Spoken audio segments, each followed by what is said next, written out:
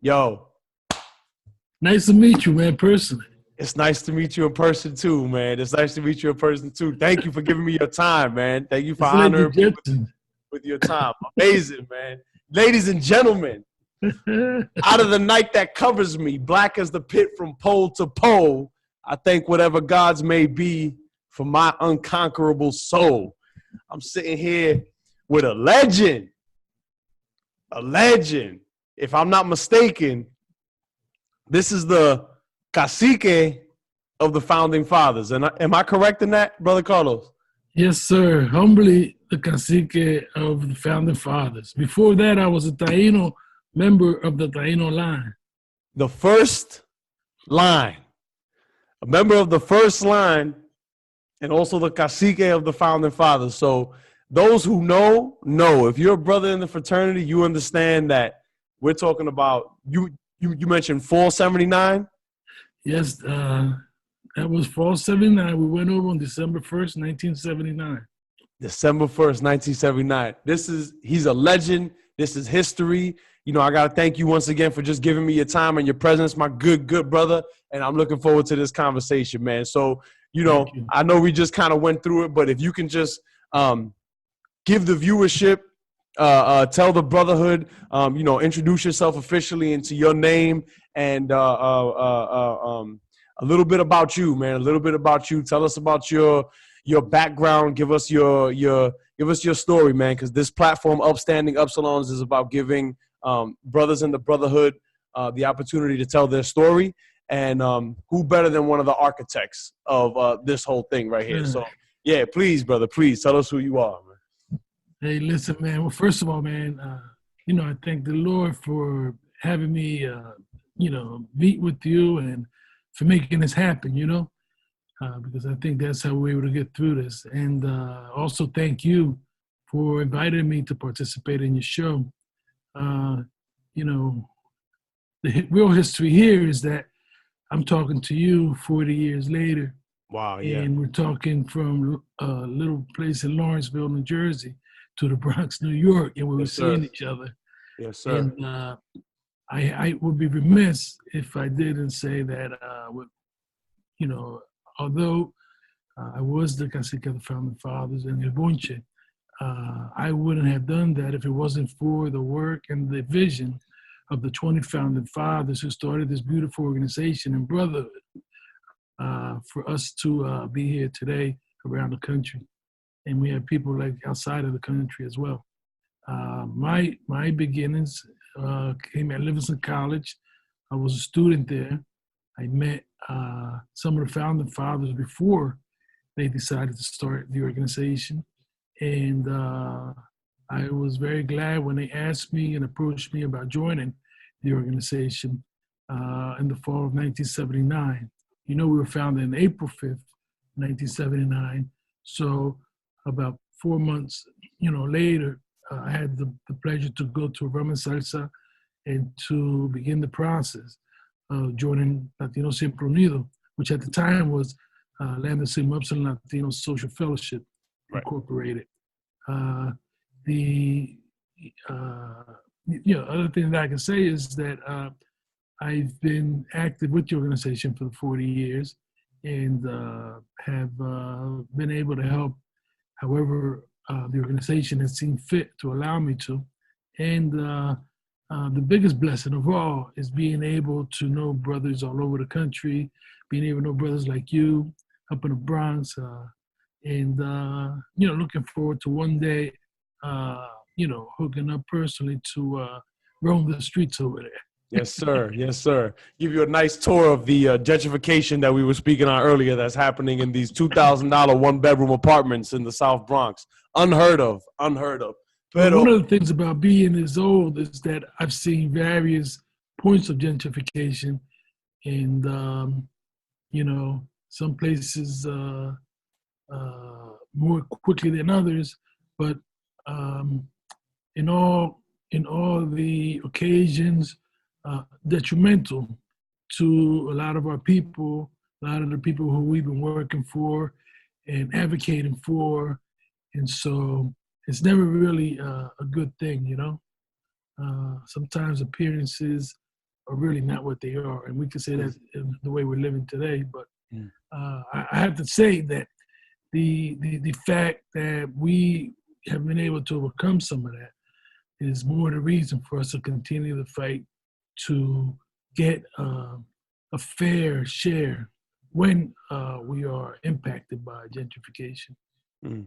Mm. You know, it wasn't that long ago in 1980, in 1981, I was in the Bronx fighting with a group called the Democratic Puerto Rican Committee and Puerto Rican Committee, and we were fighting against Lincoln Hospital because they were forcing Latin women to undergo sterilization, Mm. and they were using them for experiments, Latina women, and we protested and fought for them to stop that practice.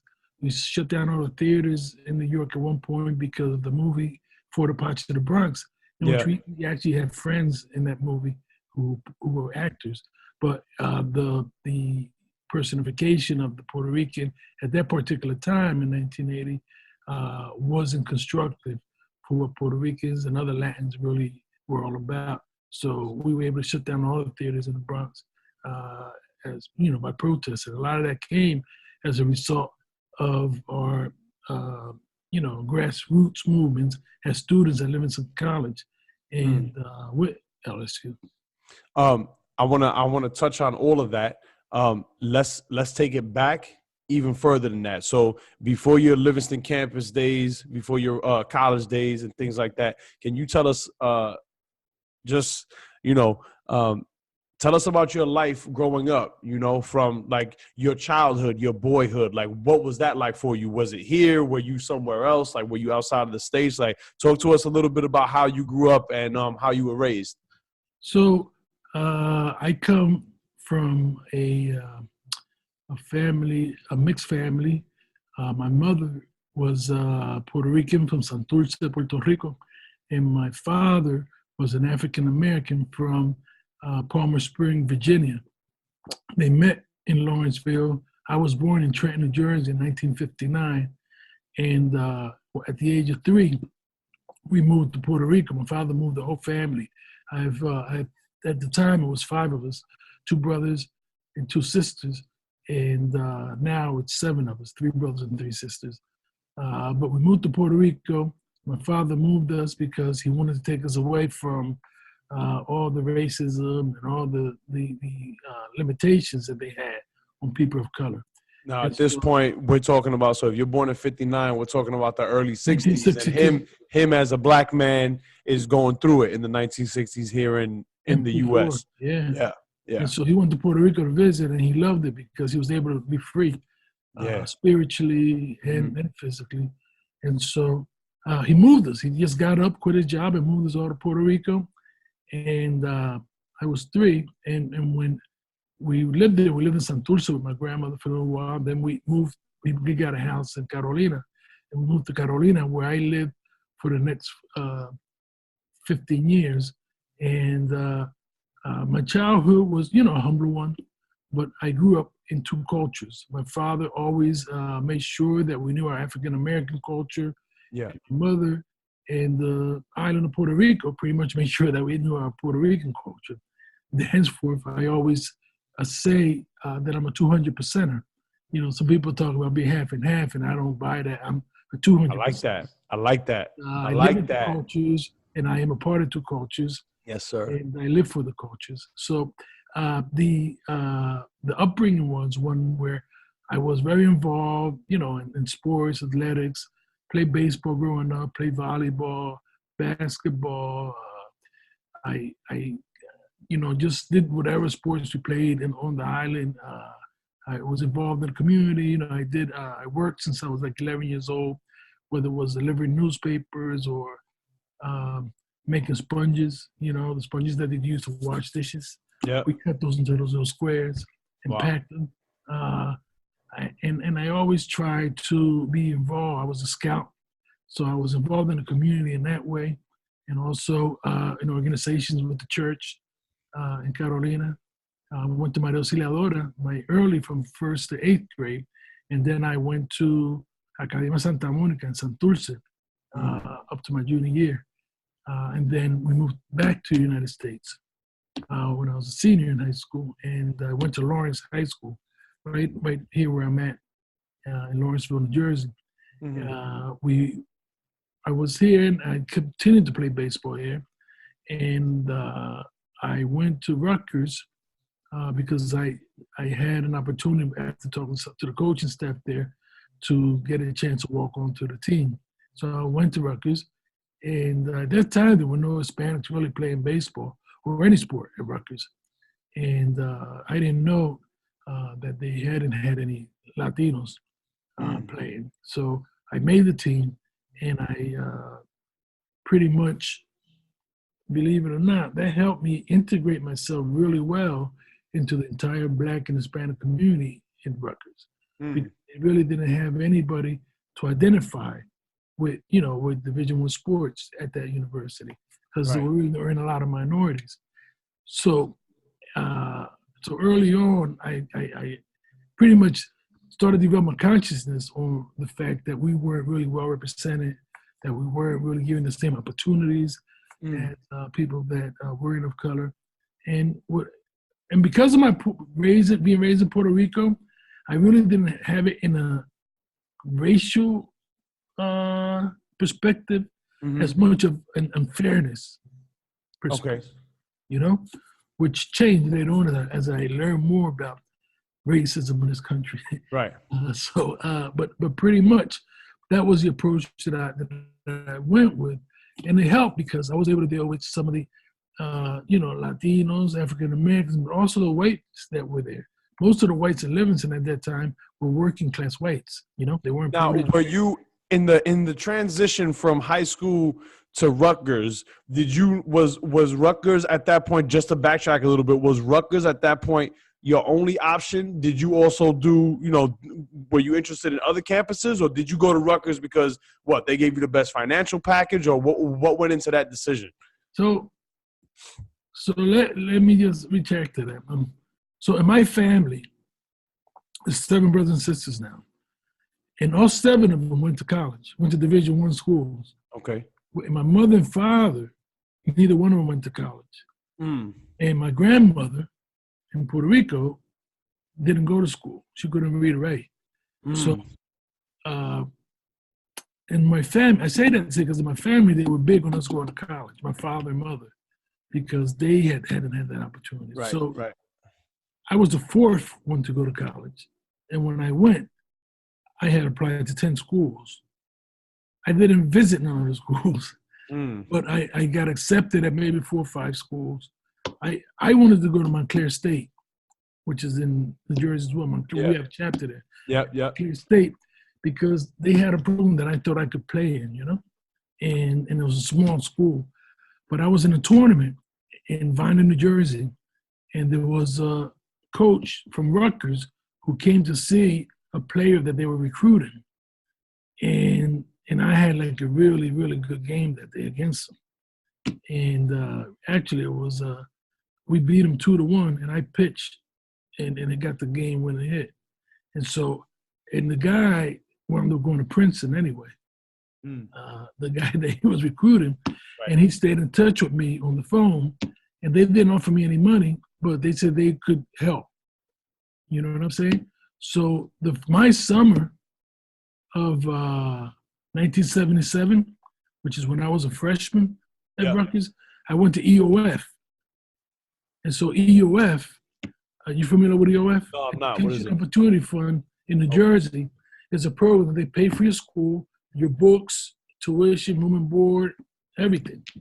So they put me in that program. Through this coach helped me get into that program. And just hold that story is the last day of the program, they called me into the office and they said I wasn't eligible. Wow. To be in EOF because my father made too much money. He was a mailman. Okay, so at that point when y'all came back, he was a mailman from PR. Okay, I got you. He was a mailman in Puerto Rico too. Okay, got you. Yeah, my mother never worked while we were growing up. Right. So when we came back, he worked at the post office, and then he was making like $16,000. It was 7 of us, and that was too much money. Mm. You know what I'm saying? Mm.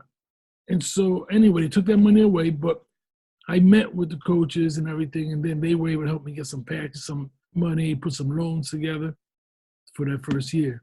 Okay. And after that, they gave me some money. But Gotcha. it was just strong. I just figured, we'll make it happen. We'll make it work. Yeah. So and my father was supportive. He didn't really have enough money to pay, but, he signed for my loans. And back then, a semester was like $3,800 with room and board and everything. And I look back at the tuition costs for Lehigh, and I think it's something like $65 a year. Oh yeah, $65 a year. That was more than all 5 years that I was Oh, 5, yeah. So it's like, and it's like across the board. Like when I was there, I think I started when I went. They gave me a pretty substantial grant grant. But I think when I started, it was something like 51, and then by the time I left, it was at 58. And now students are paying upwards of 64, 65,000, man. So, that's a whole nother racket in and of itself, Oh, yeah. But okay, so now you have Rutgers, and was it just playing on the baseball team that gave you this increased awareness or higher consciousness of these, race-based differences, or was it, did you notice things in the environment as well, or how did that work out for you? That was the impact and effect. But I started taking like African American studies courses. Yeah, which weren't always available. And as I understand it through conversations with my parents, because my parents they're the same age as you, and they both went to City College in New York. Okay. Oh they yeah. They were part of that whole movement to get integrated Africana studies and Latin American studies classes in the curriculum, because it wasn't very similar to Livingston College. Yeah. So we were one of the first schools that had Puerto Rican studies and African American studies. The schools of Cooney mirrored what we did. And then they also had Hunter College that was pretty much ahead of the game in New York. Yeah. And I think Hunter's a Cooney school too. Right? Yeah, it is. And so they had a Puerto Rican studies department also. And so the way that I got aware of a lot of these things that were happening was because of those courses. And of course, the professors in those courses were mostly professors who had gone to school at Cooney schools in New York. Okay, I got you. And had been a part of those movements, and they pretty much allowed us to be integral part of everything that was happening at Livingston. So you're getting taught by people within the movement already. Absolutely. People within the movement are passing on the information to you, so you're not getting, right. And Livingston College, what was known for was it was a school that Rutgers created in 1969 as a part of the civil rights movement and affirmative action, because they didn't have, for some monies, you need to have a certain percentage of minorities to get money from the federal government. And Rutgers didn't have that, because Rutgers was originally all boys school, and then they integrated women, and then they started to bring minorities. Okay. And people of color, you know what I'm saying? Right. And so the predecessors from 69 to 77, when I got there, already had been raising hell at Livingston College. They were marching, protesting as a follow-up to the 60s. Right. And also, we had a Puerto Rican house at Livingston. We had the Puerto Rican Studies Department. We had College Minority Recruitment Day, which the university gave us money to go to the high schools and give like buses to go to the high schools and bring students for a day. And the Latino students and Black students, showcased them around Livingston College. Right. We also were able to be a part of selection committees for professors being hired by the university, administrators being hired. So we benefited from those predecessors of ours who raised hell and fought for us to be able to be a part of the actual infrastructure development of the college. Got you. I got you. So all of that combined, pretty much. Let me jump back for a second, because this got me thinking, just as far as the education that you received in Rutgers with the Latin American studies and the African studies. When you was in PR in the 60s, getting your education, from what you remember, what sort of education did you receive in PR? Were you saluting? Were they having you salute George Washington the whole time? Were they giving you any Puerto Rican history, pre-colonial Puerto Rican history? And I just asked because I'm curious. I was always schooled here, and so I never learned growing up in the school system who the Tainos were. That was never even a word that was mentioned, right? And now that I find myself in the education system as a teacher, it wasn't until 3 years ago for the first time that we're teaching them history. And in the textbook, there's a whole section on, there was a pre-colonial civilization of people in the Caribbean. They called them the Taino. And I'm like, oh shit. Okay, so it took until the late 2010s for this information to be integrated within, the educational system. So I'm just curious. We became that fight back in the 70s for the schools to integrate that curriculum, that information into the curriculum. Right. But going back to your question, I went to private schools in Puerto Rico, and growing up in Puerto Rico, the public schools are a little bit different, because a lot of the textbooks and the information that they get comes from the Department of Education. Yep. It's pretty much structured by the United States Department of Education. Right. So a lot of people, they didn't get that. In the private schools, I was very fortunate in the schools that I went to have like a couple radical teachers that were young teachers. I guess, they look old to me at the time, like you. But they were they were actually young cats like you. And as kids, they taught us about the Tainos. They taught us about los hombres ilustres de Puerto Rico, which is like the George Washingtons of Puerto Rico. Yeah, Betances and our heroes. Yeah. So I had that upbringing because of the type of teachers that I had. Some of the parents, I laugh now, because some of the parents, I remember being at meetings, because my mom would take me to the meetings, like the PTO meetings. Yeah. And so I would listen to parents talking about how some of these teachers were socialista, or independentista. And they weren't, but that's what they designated because they were teaching the history about Puerto Rico. Right. They were used to that, because most of them, when they went to school, they were under the American system of education in Puerto Rico, which was a system of indoctrination, a system of Americanization. You know what I'm saying? So I was very lucky. As Maria Auxiliadora, I had some teachers like that. And then when I went to Santa Monica and Santurce, I had a whole bunch of teachers. Some of these were actually independentista and socialista, No, and they happened to be my teachers. So we always learned and studied Latin America. We studied the Caribbean and history. And Santa Monica was supposed to be an English-speaking school, but because the nuns were American and the priests were American, but the teacher was more radical than Livingston College. Yeah. English class was Spanish most of the time. Yeah, love that. I love that, right? So I had that type of education. So leading up to Rutgers, because at Lawrence, I didn't learn none of that. When I was at Lawrence, Lawrence is when you came back, the high school that you was at. Okay, I got you. Right. So they didn't teach none of that. Nothing about Puerto Rico, nothing about nothing. So when I got to Rutgers and I started taking Puerto Rican studies courses my freshman year, Alberto Rivera, who's the founding father, rest his soul. Rest his soul.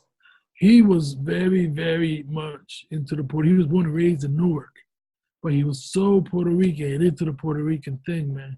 He even got buried in Puerto Rico. Oh, wow. He's there now? Where in PR is he buried? He's in Aguada. We just found the tomb maybe about 5 years ago. Wow, okay. And so, so people like him, like Merva Rivera, like Tribonilla, Pablo Claudio, there was people who have been students And we didn't have a fraternity that, like alumni came back. You were just regular alumni that came back, and we had UEP, which was Unión Estudiantil Puertorriqueña. Okay, and that was an organization by the students. And so these people would come to our meetings. They were like alumni from Livingston.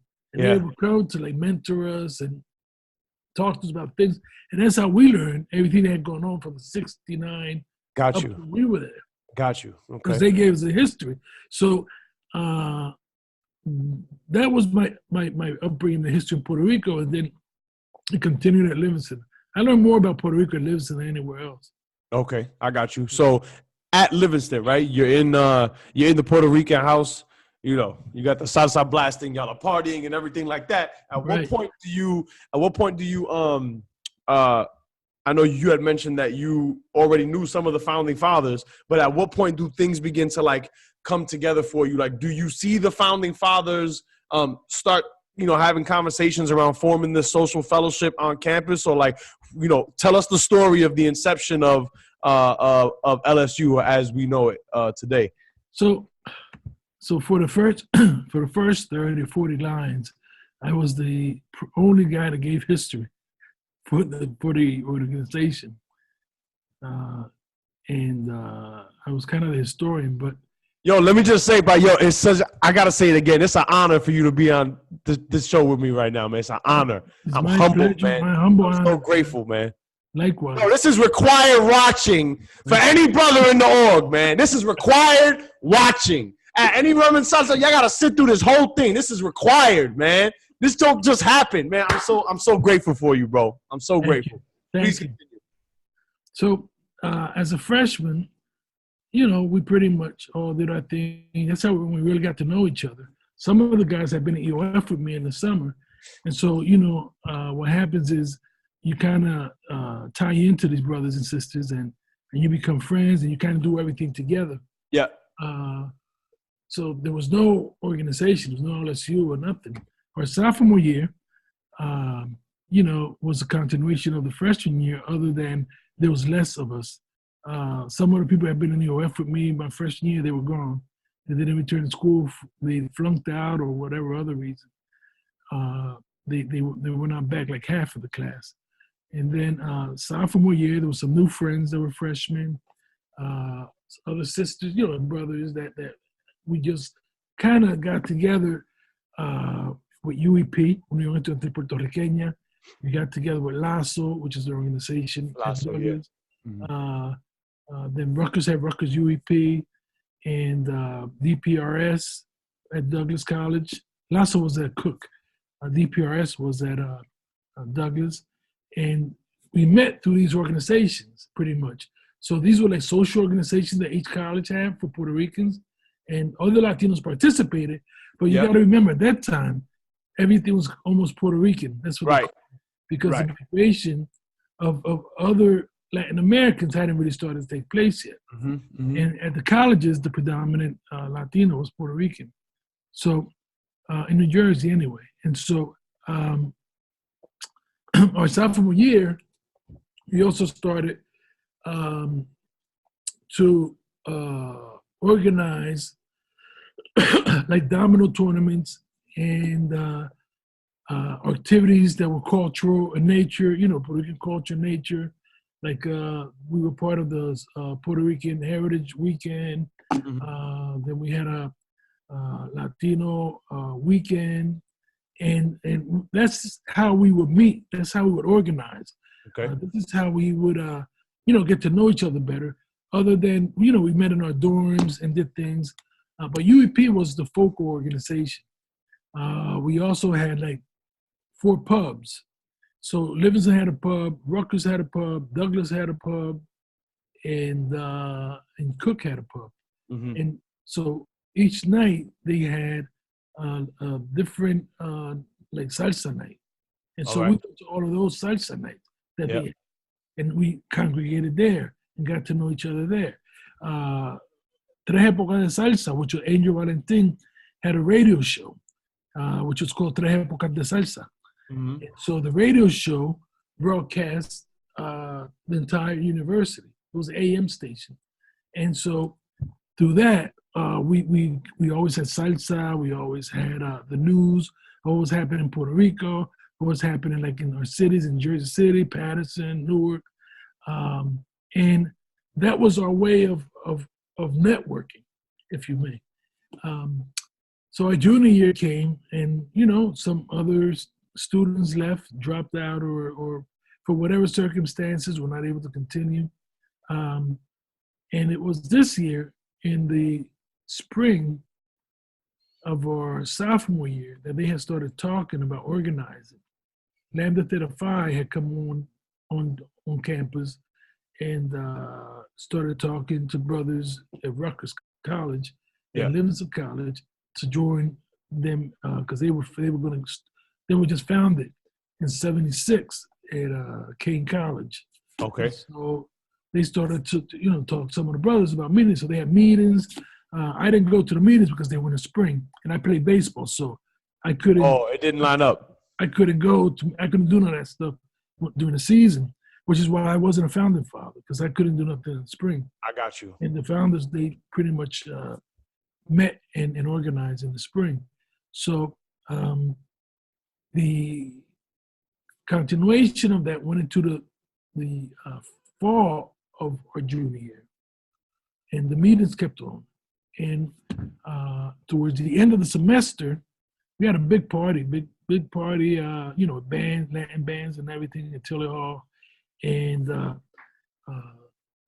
it was there that I found out that the founders were going to be meeting after doing the break. And that they had decided not to join Lambda Theta Phi. So when we came back in the spring, they started to organize and have meetings. They had a room at Tiller Hall where they had all their meetings, like a classroom. And so they met for we got back at the end of January. They met, and then in April of that semester, they started, they came out of the room. I remember like it was today. I was coming from practice, baseball. I was coming from a baseball game, actually.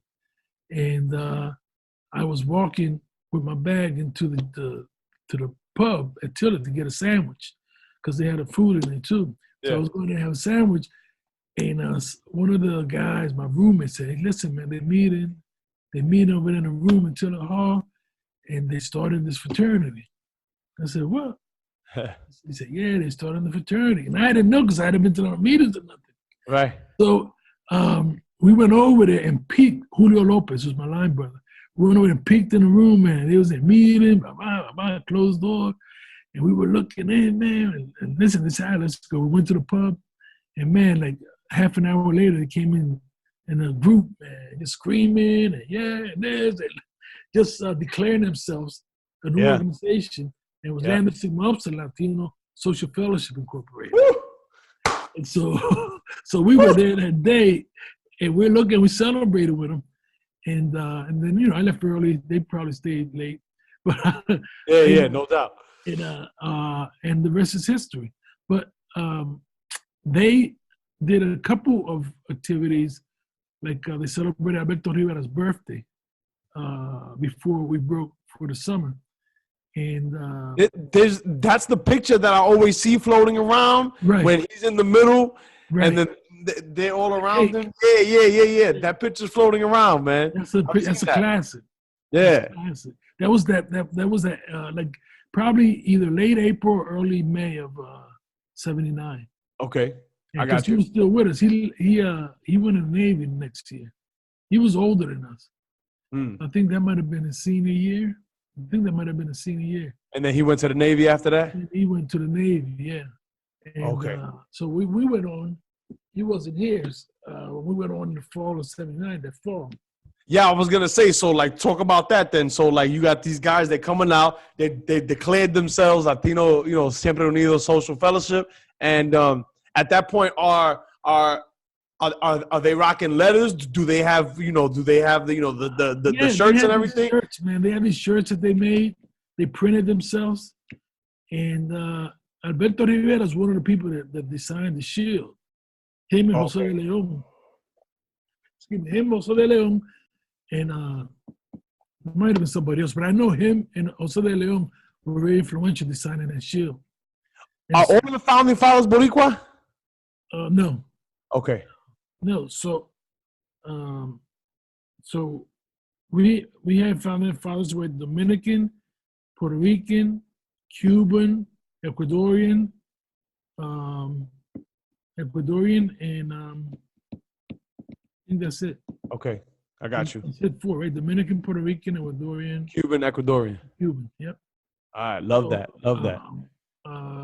So we pretty much that fall came back to campus, and there was a Roman salsa like that first week in September. I didn't tell you this, but I also played football at Rutgers for Livingston College. You was on both teams? I played both sports, yeah. Gotcha. So I didn't play for the university. I played for Livingston College.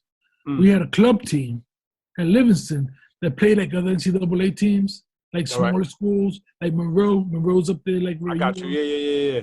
We played small schools in Connecticut, New York, Pittsburgh. But it was like guys that didn't make the big team, the Rutgers team, but were like all state, all county when in high school, and so they played on this team. Got you. All right. So and I kind of me colé,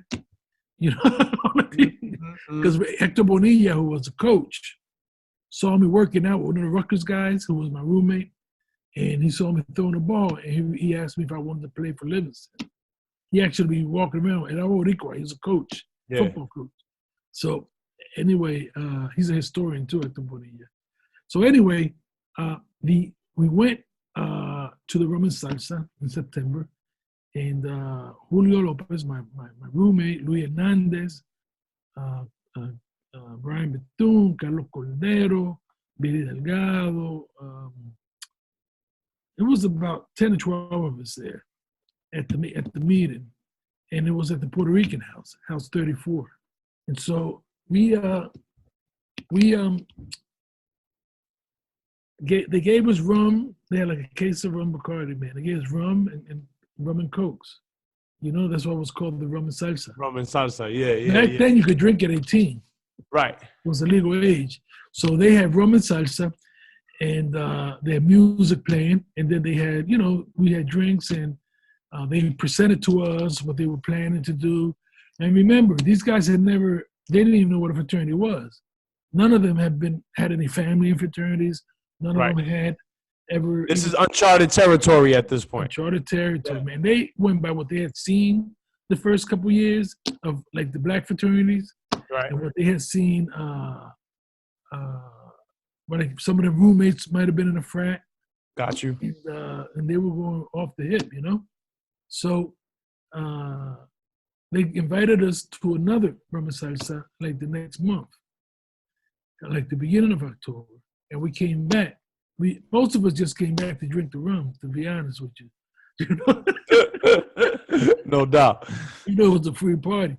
So we came there, and this time they had food too, like picadillo, like chips and cheese and stuff like that. Yeah. So why not? Free party, man. And so they did the presentation about, and so they told us to sign some stuff, and whoever was interested. We didn't have phones, cell phones, or nothing. None of that. Nothing. So they just had us write the name of the paper and our room number, and that they would get back to us if whoever was interested. And so we checked off that we were interested.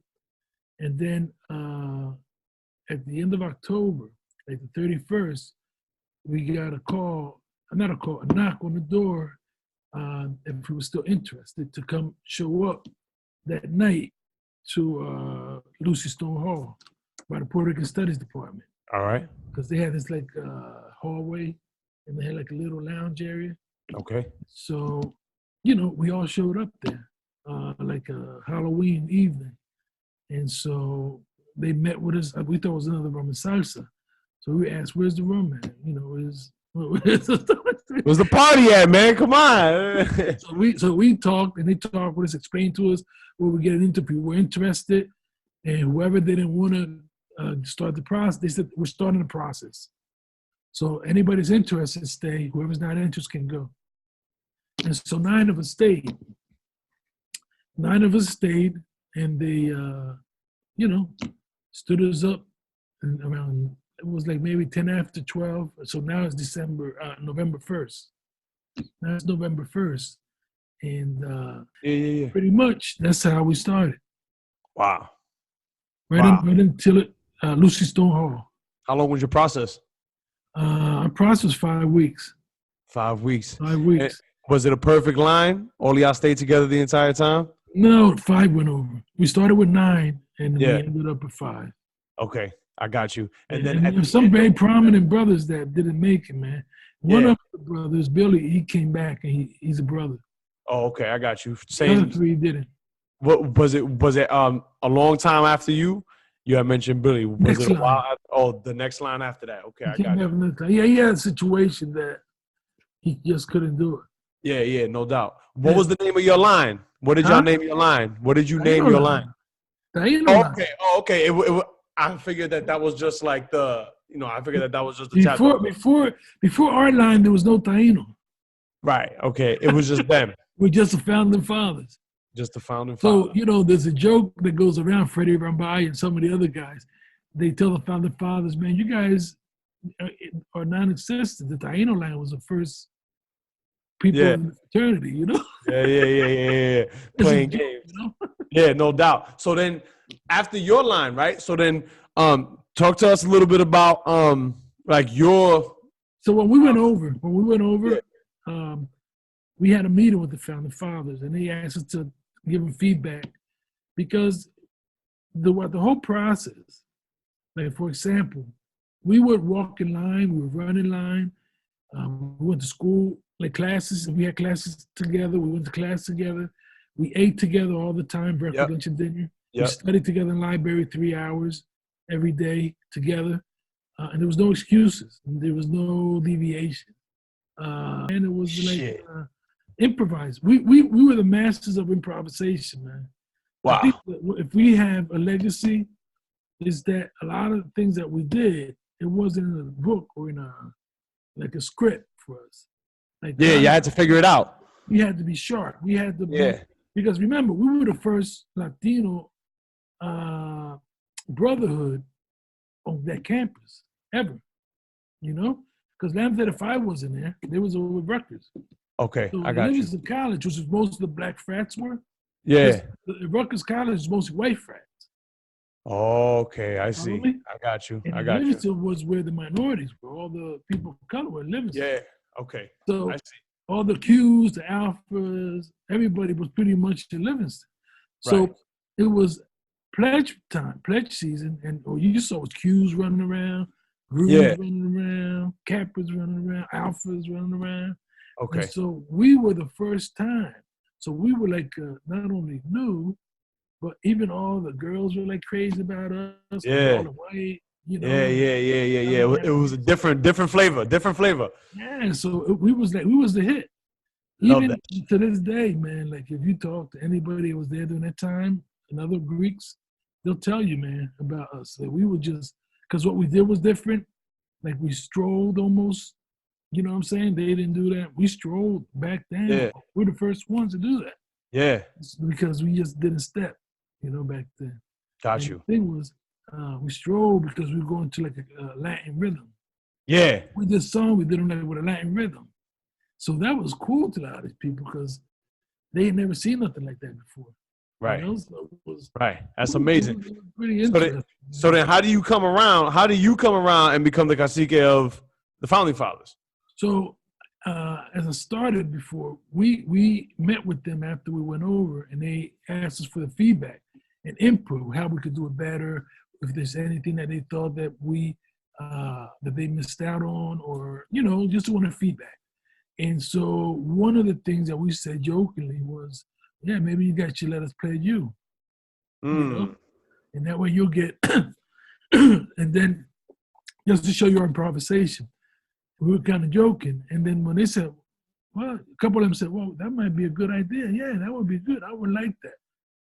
A couple of them said that, and we were so used to improvising on the spot that we said, yeah, maybe this will be good because that way you can get experience and get a feel for the process like. And future lines come out, they can't say that you don't know about this. Right. Like the rookie, that you never did it. Right. And man, they bought into it. And so then they said, well, you guys develop a process and come back tomorrow and we'll meet again. So the next day we came back, met with them, with all the founding fathers, and the majority of them. It was probably like 17 or 18 there. Yeah. And we met with them and then told them we had developed a process and had it written down where they would be a bunch because we felt that it wouldn't be respectful for them to be online like we were or dressed in white like we were because they had started the organization. But that if they was in bunch and they walked together, they did everything that we did together for a week, that, they would get a feel. A taste, right. Mm-hmm, mm-hmm. So Okay. We did that for a week. And even though I was a cacique by title, all the other Tainos helped out in the process. And they were all very much involved in the process. So it's not like I was the only one that was involved with pledging them.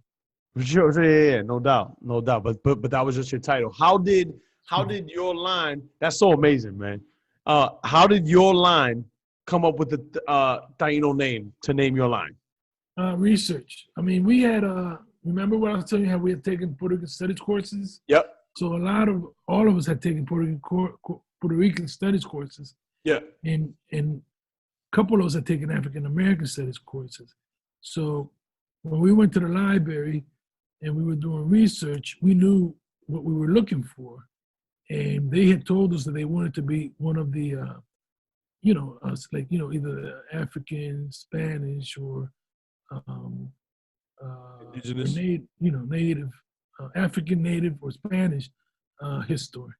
So we picked the Tainos because everybody on the line had influence because we were Dominican and Puerto Rican and Black.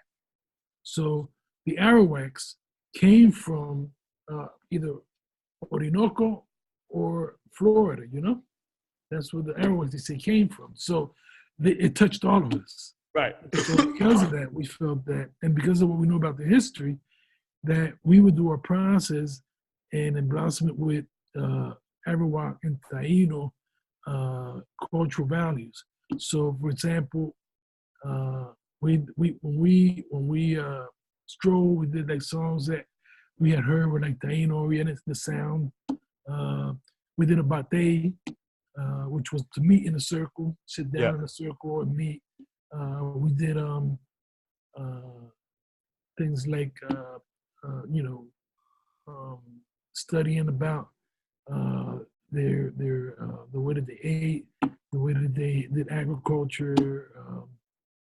Everything that we did was based on history of the Taino civilization. Yeah. And that's why we were proud of them. The Incas, the Mayas, those are people, the Aztecas, those are people and civilizations that mean a lot to their countries. And for us, being from the Caribbean, the Tainos, the Arawaks mean a lot to us. Yeah, absolutely, man. Absolutely. I don't skip an opportunity to let the young, Boricuas or Dominicanos know, if you come from the islands, like I don't skip an opportunity to let them know who their ancestors were, man.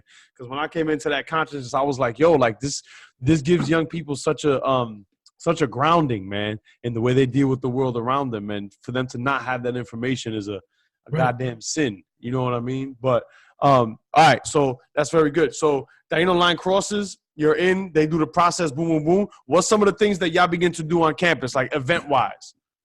Event-wise, what do we continue to do? Right. We had to do things, remember, with the other organizations before that. Right. And so what we continued to do was, first of all, the day that we went online was the first day that Rutgers University or any college in the state of New Jersey had a Latino month. And that was put together by LSU. Wow. It's never been done again, and it had never been done before. Mm. And we did it for a couple years. So I shouldn't say it never was done again. We did it for a couple years, and then we had this, we kind of cut back.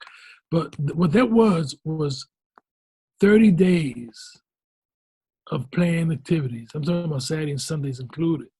So the Lambda Sigma Upsilon had 30 days of activities in which they included all these other organizations. So say UEP had three, they had like the dance, which was the day that we went over, they had, which was in December.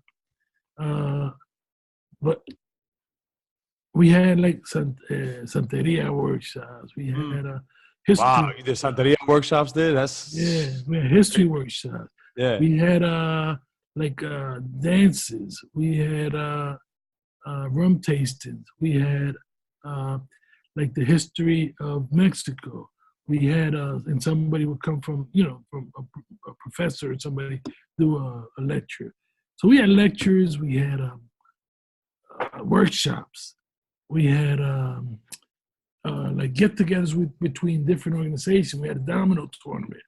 We had everything that we could consider cultural. Yeah. Those 30 days. Yeah. And it was unbelievable, man, because this was done. This was unbelievable about this. This was put together by a whole bunch of 18 and 19-year-olds. Yeah.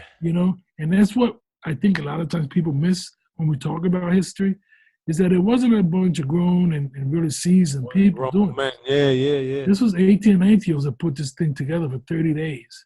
You'd ask somebody now to do something for a week, and it's a burden, And so, and we were going to school too. And in addition to putting that together and carrying out all those activities, they had a line going on. They had a school that they had to go to. Half of them worked because they, remember, a lot of these guys, man, some of them were supporting their families at home, their parents. Right. And some of them were supporting their whole family. Like Miguel Rivera was supporting his mom and like 4 brothers and sisters. So they worked. So we did all of this in that environment. You know what I'm saying? So one of the reasons why I know this organization has succeeded and has reached the heights that it's reached so far is because of the founding fathers and that first group of foundation, brothers man, that really were committed to just making things happen. Yeah. What are your thoughts on the current state of the organization? I mean, clearly you're still involved. I mean, you've taken the time to still give the history and, partake in something like this. What are your thoughts 40 years later? I think the world, I mean, this last year, the 40th anniversary celebration was unbelievable, man. I mean, it really put things in perspective. I don't know if you know, I'm on the board of trustees as well.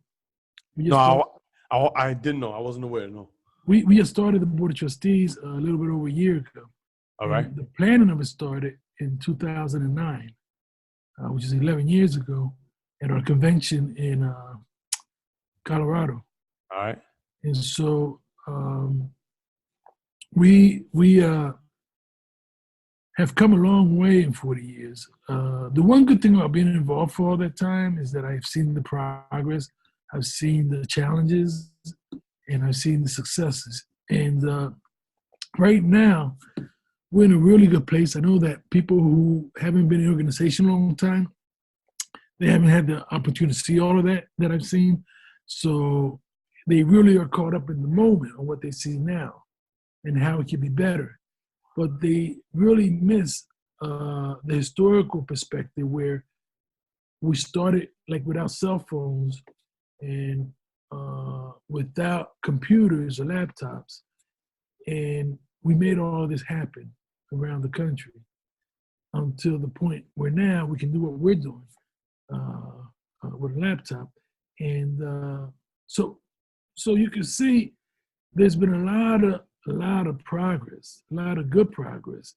But like anything else, when a family grows, there's going to be heartaches and headaches. And I think that what has really helped us is our process. Our process with the Taino line and with the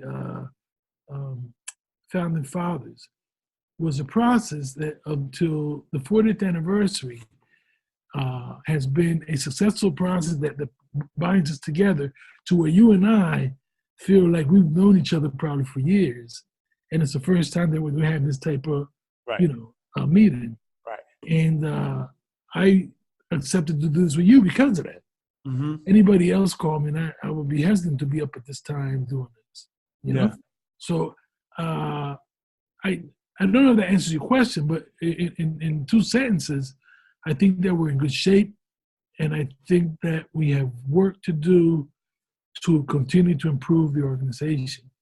Yeah, long live the brotherhood, man. Long live the brotherhood. I tell brothers all the time, like, this, and I would like to know your thoughts on this. But what I think about a lot, and some of the things that I read about in my in my study time, the importance of the rite of passage, and how the absence of this concept of the rite of passage for young people is, I find it just so detrimental, because our young men have no demarcation line between boyhood and manhood. Our young girls have no demarcation line between girlhood to womanhood.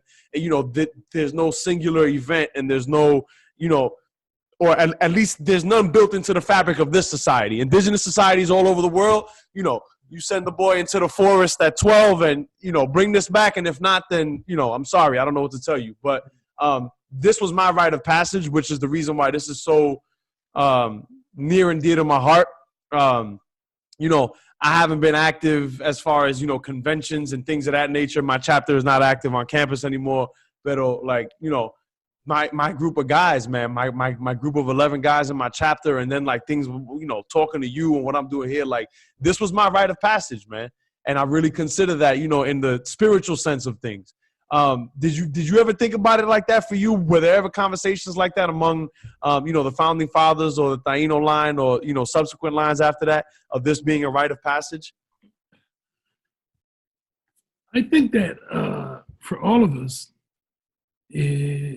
the process, the conversation of where we were going, the vision, continued to be our rite of passage, because we're always faced with the new. When you talk about us, we guys that are 7 and 8 years old, we were walking to a different city and hanging out. Our parents thought nothing of it, But we were in the middle of an urban area, dodging bullets at 10 or 11, Yeah. And when we came to Livingston, it was like paradise, because we were safe.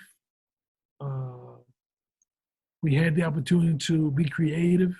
Right. We had the opportunity to be innovative. And as a result of that, we bonded. You don't find a lot of people, and I find myself talking with people about this all the time, but a group of friends that have been together for 40 years and are like brothers, tight. And I'm talking even in other fraternities and sororities. People that can say, man, this guy been my friend for 45 years. And that has meaning behind it. Yeah. This guy's been my support system for 45 years. If I need anything, I can call this guy, or even yet, there's brothers that I've never asked for anything in the 45 years that I know, but I know that they're there for me. Yeah. If I ever did have to. Yeah. So when you talk about whether I consider that we had that rites of passage, I don't know, because we were survivors, and 95% of us were the first to be college students. Yeah. In our families. Yeah. There's still people who are the first in their families, but I think at that you're not going to find that at that rate in any college or institution. Right. And so when we were out there, man, what helped us is that we were survivors before we came to Livingston. Right. We were in the streets before we came to Livingston. Right. We were people that really weren't supposed to make it. We were really a group of individuals that were put there, just like those people that left while we were there. We were supposed to be one of them that wasn't going to make it, wasn't going to graduate. But they were making their numbers, institutions. Yeah. They were making their quota. See, but we went beyond the quota number. We became successful. We became lawyers, politicians, doctors, teachers, law enforcement. Yeah. And, I know this probably sounds like how they call, we're not something that's fictitious. We're not fiction. It's real, everything that we've done. There's no way that I cannot say to you honestly that we didn't envision being where we are today. Because what we did for the moment and really to survive and to stop the dropping out of school, to stop guys from having incentives to keep them graduating because they didn't have nobody supporting them. We became our own support system, and we became the support system of those that were least and less, that had less than us who didn't have nothing. You follow what I'm saying? So we really were the people carrying a lot of these people that if it wasn't for us, and I run into people like this all the time that aren't even brothers or sisters, but just went to school with us at the same time. Say, man, if it wasn't for you guys, I wouldn't have made it. Wow. And you don't think about that when you're 19 and 20 years old. Right. You know what I'm saying? You just do what you think is right at the time. And, you know, and listen, man, if I got half a loaf of bread, you got half of that. Yeah. You know, and with that in mind, I think that the situation of the youth now, because I work with youth still, and I've continued to, is different because when we got there, we had to struggle and fight for everything that we got. Yep. And because of the fighting and because of the hell that we raised, they made it a lot easier for those coming behind us. Sure. Just like the ones before us. They gave their life, some of them. A lot of them gave up blood, man, for us. And so as we continued to fight, they started lightening up on us. Now, the most interesting figure and statistic that I will give you is the number, and this always stuns me, man, is that the percentage of Latinos and people of color in colleges today is almost the same as it was when we went to school 42 years ago. That's amazing. That's amazing because what that tells you is that since they made it easier for some of the people coming ahead after us, they stopped fighting. They stopped having the minority day recruitment. They stopped going into the high school as students. They stopped doing the extra. I talked to students today and they said, man, I'm overwhelmed. I said, well, what you got, 12 credits? 12 credits and they're not working because they got that little card that they can get food and else that they want, you know? Right. And if I come there to campus or something, they're hanging out, you know, or doing something when they're not constantly organizing or constantly trying to push the button, you know? They're very comfortable. Very comfortable. Huh. And I think that a lot of that has to do with, see, we had to walk everywhere because we didn't have phones or computers. We had to walk to get people, to move people. Yeah. You had to physically and distribute the flyers. Yeah. But we touch people, and when we touch them, we talk to them. Right. We encourage them, and we entice them to be a part of what we were doing. Now, people depend on you reading the text or an email or going on social media and staying up on what's going on. You know what I'm saying? But there's no really that feel that man to man or woman to woman or woman to man feel. You know? I got you. Times I don't have know if changed. that answers the question. Or if I went too. No doubt for sure. And you took it even a step further to the next direction that I wanted to take this. You know, LSU history aside, you know, I wanted you to spend a little bit of time talking about the work that you've done, you know, for yourself as a man in your own personal career and personal life post LSU. David, I've been very blessed, man. I mean, I can't say that enough. The Lord has been my A1 teammate, mentor, and protector. And I say that because coming out of college, there was 3 things that I wanted to do. I just turned 61 a couple of days ago. And I never thought when I was— Happy belated, man. Happy belated.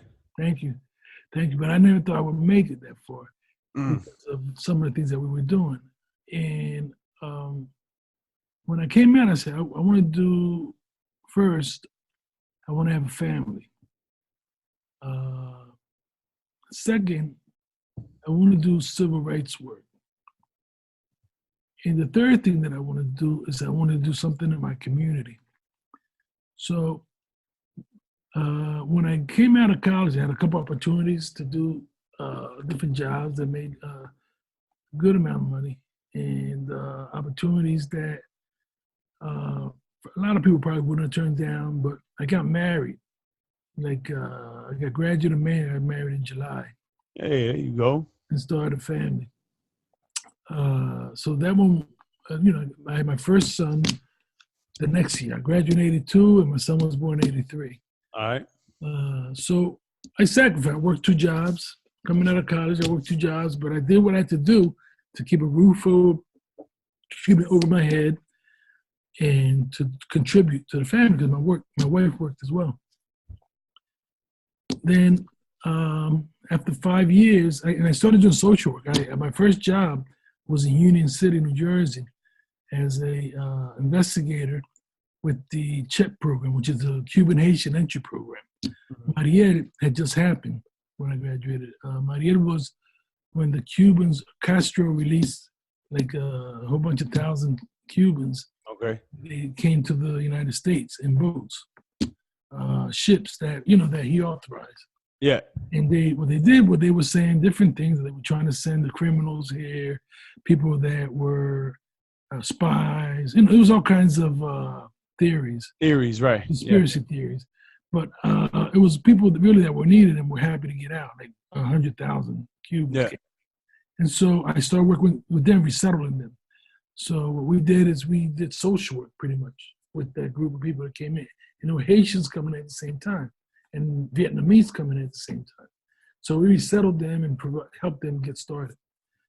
So I left there to go work. I worked with food stamps. So I worked in the Hudson County Board of Social Services. That's who that department was. Then I left there and went to work with Division of Youth and Family Services in Newark after 2 years of working there.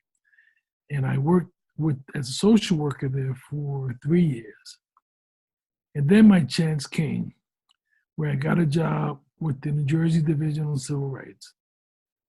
And I enjoyed that job. I worked there for 17 years. What were you doing with them?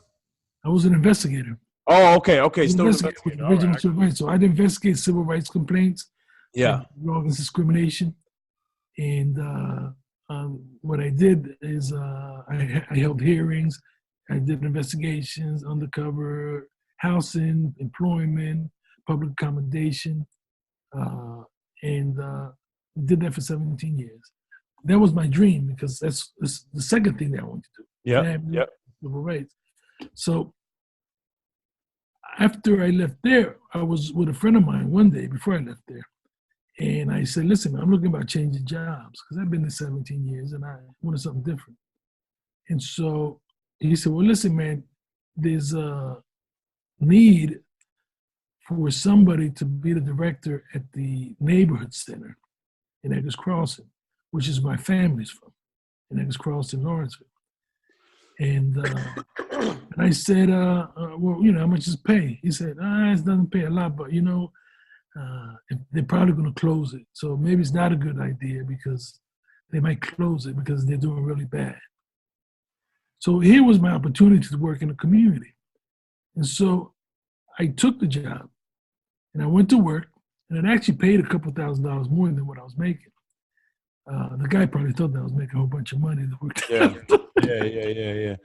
Anyway, I took the job, but the difference was that I was working 7 days a week, man. They didn't have no staff. They had laid off all the staff. I didn't have a secretary. I worked there for 10 years. But I kept it open. I brought it back up. I was able to put programs in there for the community and the youth. Probably one of the most rewarding jobs I ever did. Never thought that I would be there for 10 years. Yeah. The plan was to go there, try to help out the community for a couple of years, then go back to the state. Mm-hmm. So lo and behold, I stayed there for 10 years, did a lot of great work. During those 10 years, I was also I got appointed to a commission, which was the Juvenile Justice Delinquency Prevention Committee, which is a commission that does work with the the juvies in New Jersey. Yeah. And so we were on the auspices of the Attorney General's office, which I was familiar with because when I worked in civil rights, that's what I worked for, the Attorney General. So I was on the commission, and one thing led to another. We were really doing some really good stuff with DMC, which is disproportionate minority contact, which was really trying to reduce the number or eliminate the number of people of color who were locked up that are juveniles. Yeah. And so we really did a lot of great work. And as we saw, I got appointed to the National Coalition for Juvenile Justice as a representative for New Jersey. And there really, we really were able to do some great work. I actually worked there with them for like 10 years. I chaired the Northeast region, which is 13 states, for 5 years. I also got appointed to the Federal Advisory Commission on Juvenile Justice, which we advised President Bush and President Obama in the Congress and the Senate. Wow. And but the biggest part of that was that it was 57 members, the 50 states and the 7 other territories. And what we did was had the opportunity to change laws that affected and impacted juveniles. I learned a lot. I learned about the resistance that they have for that. I learned about the hypocrisy that goes with that as well. But more importantly, I learned how to maneuver the system in terms of getting them to change laws and to amend laws that needed to happen with by being in the picture and by being in the game. You know what I'm saying? Got you. And we did a lot of great work. And then I guess one of the highlights of what we did is Puerto Rico had never been able to host the general meeting and conference for whatever reason, excuse that they ever had. And when I was a chair for the Northeast region, Puerto Rico was in our region, and I was able to take the conference to Puerto Rico. Wow. It was a major, major step, and so people were thankful for years to come. And I was in Washington for 12 years doing that work, and that was very rewarding. There's 2 or 3 things that I did also. I mean, I always stayed involved in the community after I left college as well. But those are the 3 things that I set out to do and that I was able to do. Wonderful, man. And I was involved I've been involved with the Puerto Rican Day Parade in Trenton and Newark and Jersey City. I've done work with the Civic League, which is the oldest Black organization in Lawrenceville, the Eggers Crossing Civic League. We celebrate our 71st anniversary. My father was actually one of the founders of the organization. Amazing, man. Amazing. I had a chance to sit on several commissions. Right now, I sit on the Pretrial Bail Commission. New Jersey is one of the first states to implement a cash-free bail system. They're fighting us, but we already are in our 2nd year, and we're getting like really some good outcomes. The other thing is that I had a chance in 1994 to be a part of the World Cup committee that was here, the New York, New Jersey committee. And then as a result of that, I got named to be an ambassador to the FIFA World Cup. Go ahead. That's what's up. So that was a great treat, great honor to serve the country that way, Yeah. Like I said, I've been very blessed. I'm a DJ. I've been a DJ for 42 years. No shit. I used to do a lot of parties in Liverpool when I was in.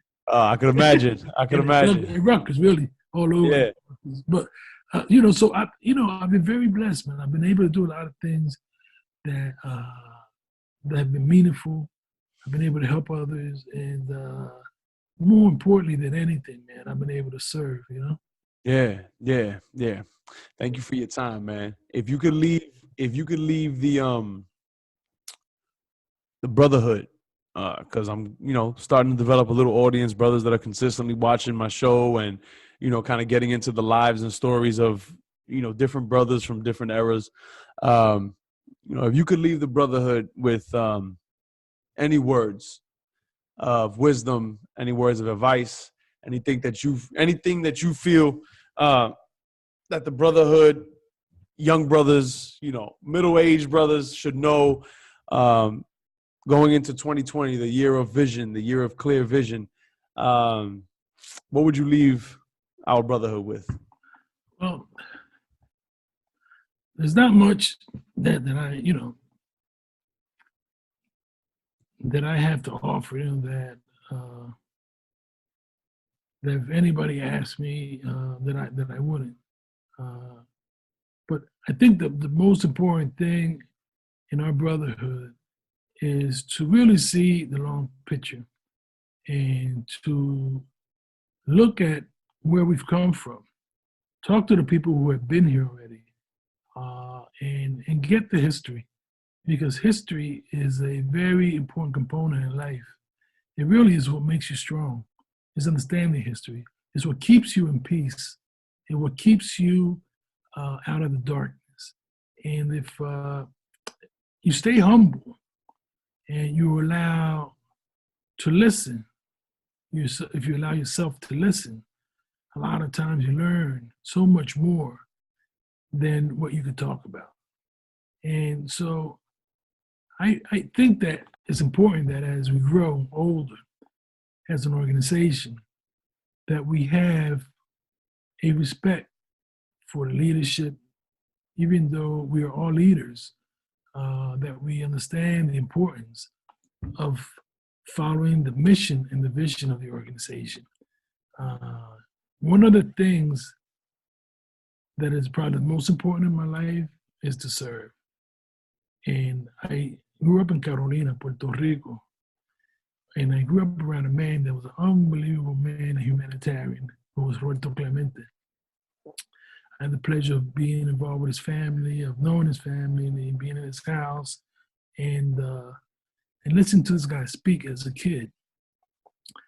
And I always try to emulate the work that he did and talked about, because he was a doer. A lot of people don't know that. They only know his baseball greatness. Right. But he has one quote that I always remember, that is, anybody who comes to this world and doesn't do nothing for those coming behind him or her is wasting his time on this earth. So we have to do for the young. We have to. That's why I stay. When people ask why do you stay around, is because as long as I can give and help and be a piece of information for those young brothers coming behind me, for the young brothers, neos, and anybody who wants to listen, I'll be there. Oh, man. Brother Carlos, I salute you, man. I salute your legacy. I salute everything you've done with the Founding Fathers, for the organization, for your people, for the country, for your community. I'm very humbled, man. Very humbled by the opportunity to get to talk with you. And I'm looking forward to building a relationship with you down the line, man, in the future and everything like that. I would love for you to come to the Bronx, meet my daughter, you know what I mean? Hang out, man. And listen, thank you so much for having me here tonight. I mean, this is a unbelievable honor for me to be on your show. I really admire. I've had a chance to look at some of the things you're doing, and I think that you're doing a great thing. Keep it up. Don't stop or let anybody stop you. And what you're doing is a beautiful thing, man. You're documenting history, and you're documenting some really serious individuals that are contributors. Yes, sir. Your validation makes it all worth it for me. I appreciate you, Pa. Salute. Salute to you. Thank you, my brother. If I could grip you over the mic, I would, but you know how that goes, bro. Salute, Papa. Thank you, bro. Gracias. Buenas noches.